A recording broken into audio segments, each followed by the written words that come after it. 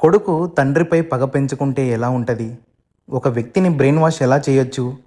నీకు దేశం కావాలా, కొడుకు కావాలా అని చెప్తే ఎలా అనే విషయాలపై సర్ జమీన్ అనే హిందీ సినిమా జియో హాట్‌స్టార్‌లో తెలుగులో స్ట్రీమింగ్ అవుతుంది. Hi hello welcome to mixed talks. Prithviraj Sukumaran, Kajol, Ibrahim Ali Khan act చేసిన సర్ జమీన్ హిందీ సినిమా. కాన్సెప్ట్ వైజ్గా చూస్తే ఈ సినిమా నాకు బాగా నచ్చింది. డైరెక్టర్కి ఇది ఫస్ట్ సినిమా అయినా మంచి కాన్సెప్ట్ను సెలెక్ట్ చేసుకున్నాడు. ఇది పూర్తి స్థాయిలో వార్ బ్యాక్గ్రౌండ్ సినిమా అనుకుంటే పప్పులో కాలేసినట్టే. దీనిలో ఎక్కువగా ఫ్యామిలీ ఎమోషన్స్ మిక్స్ అయ్యి ఉన్నాయి. సినిమా ఎలా ఉందో సుత్తి లేకుండా సూటిగా మాట్లాడుకునే ముందు మా ఎఫర్ట్స్ బాగుంటే సబ్స్క్రైబ్ చేయండి. సూటిగా చెప్పాలంటే ఓటీటీ కాబట్టి వన్ టైం వాచబుల్.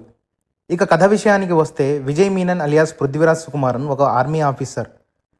అతనికి భార్య మెహర్ అలియాస్ కాజోల్, ఒక లోపంతో బాధపడే హర్మాన్ అలియాస్ ఇబ్రహీం కొడుకు ఉంటారు.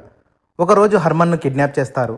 మా వాళ్ళని వదిలేస్తే నీ కొడుకుని పంపిస్తామని టెర్రరిస్టులు విజయ్కు తెలపడం జరుగుతుంది.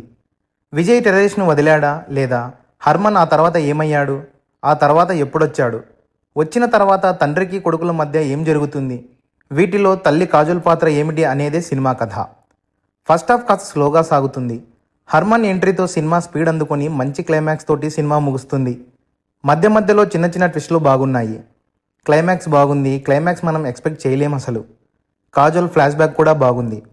ఒక చిన్న అసంతృప్తితో ఉన్న వ్యక్తిని బ్రెయిన్ వాష్ చేస్తే ఎలా మారుతాడు అనే దాన్ని డైరెక్టర్ బాగా చూపించాడు.